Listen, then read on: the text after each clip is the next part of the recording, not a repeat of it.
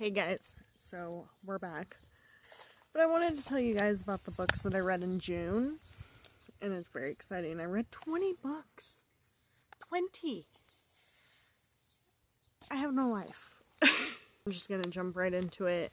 I would put pictures of what I've read, but like I don't know how to edit. It's something I need to learn. We'll get better. We'll get better as time goes on. They're in order of the last book I read down. So we're just going to start at the end of the month and go all the way back. The first book on the list is Trapped by Michael Northrop. It's about these, I think there's 6 kids who get stuck inside their high school and during a really bad snowstorm. And I listened to it on Audible. It was free. I don't know if it's still going to be, but it was pretty good. I gave it a 3.25. It's got the same narrator from More Happy Than Not, so I was really excited to listen to it. It's a good book. Probably aimed for more younger people, but I've been reading a lot of YA lately. And then the second book is Reborn in Flames by M. Sinclair. This one is on Kindle Unlimited. I gave it a 3.75. It is actually on another video, so I'm not going to spend too much time on it. But it was a good book. I really enjoyed it. I feel like there could have been more to it. And then the next chunk is all by the same author. I got The New Boy by R.L. Stine. I gave it a 3.25. Thrill Club by R.L. Stine, 3.25. Bad Dreams by R.L. Stine, 3.25. And Double Date by R.L. Stine, 3.25 as well. I think I might be aging out of Fear Street. And that makes me so sad. I've spent so many years on Fear Street, but I'm going to read all of them, so. And I know that a few are better than the others, and these were some of his older ones. I like the ones that were made in the middle. Those were all on Audible for free. And the next one I listened to was The Scribbly Man by Terry Goodkind. I thought it was going to be a horror book. I didn't know it was a fantasy book, and I didn't know it was in the middle of a series. But I found a new series to read, and it's more high fantasy, kind of like Game of Thrones type. And there's not a lot of that I've read.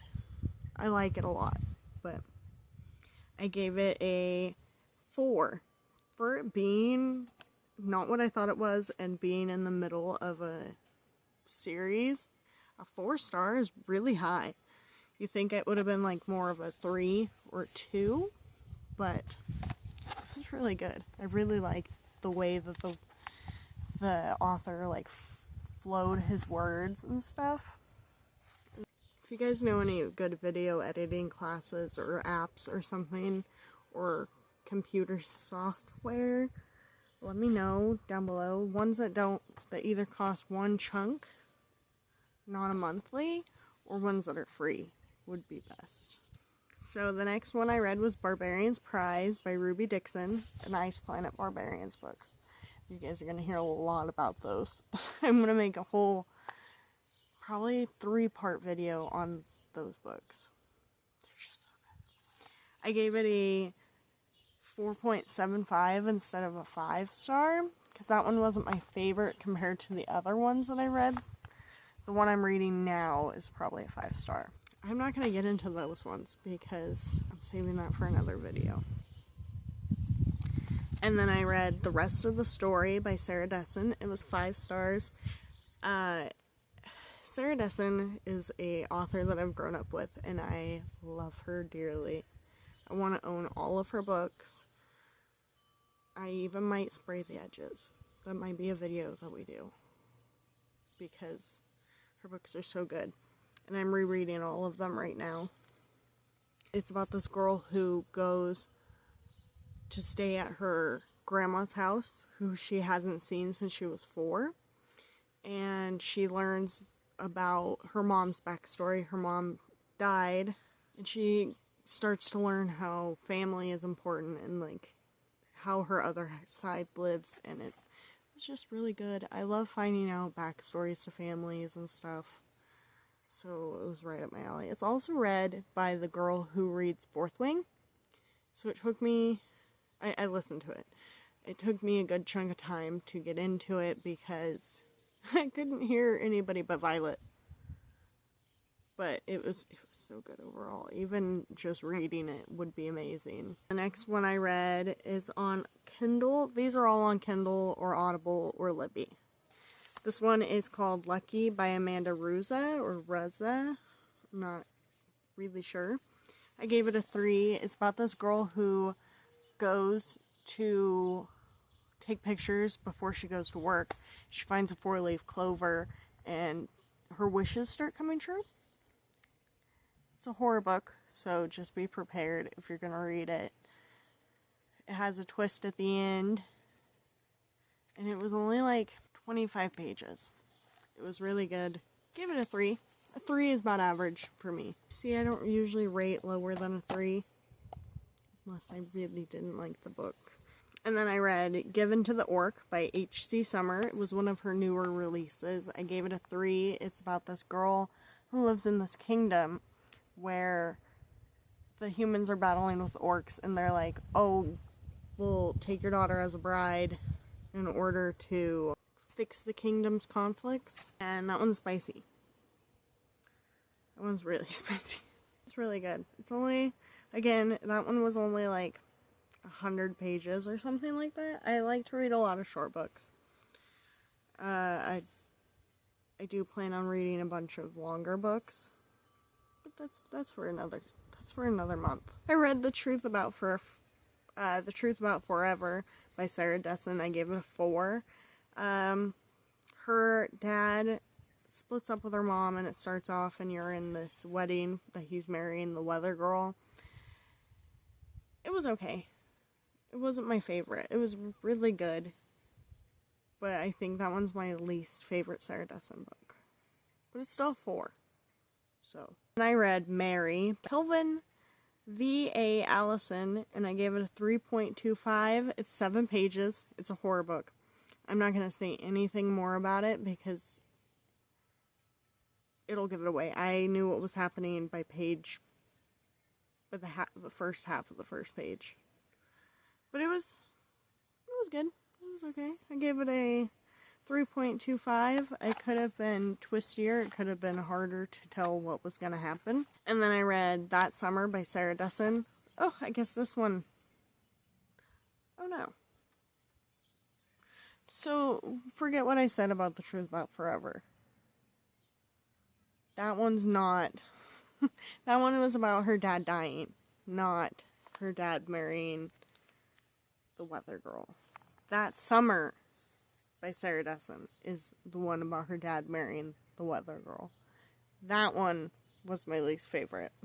So, I got the title wrong, but I know which one I like the least and stuff. I gave it a 3. And then I read Under the Never Sky by Veronica Rossi. I gave it a 2. I did not like it. Felt like it wasn't dystopian enough. There was too many weird things going on.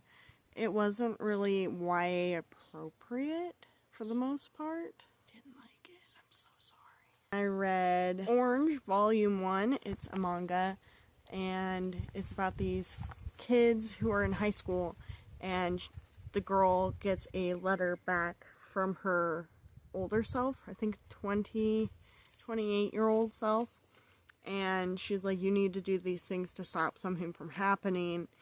And it was so good. It was so good. I am halfway through the second one. I had to return it to the library, but I plan on getting it back and finishing those. Well, the first 3 books. I gave it a 4. Did I tell you who it's by? It's Orange Volume 1 by Ichigo Takanano. I know I butchered that last name. I gave it a 4-star. I think the second one's going to be a 5-star. And then I read 3 in a series by Audrey Carlin. I read January, February, and March. January, I gave 3.5. February, I gave 3.75. And March, I gave a 4. It's about this girl who becomes escort. But she doesn't have to do anything with the clients. She just has to pretend to be the girlfriend for a little bit. And I'm not going to get into what those ones are about either, because I'll probably do a series on them when I finish the rest of the series. And then I read Jay's Journal by Anonymous. Now, the Anonymous books are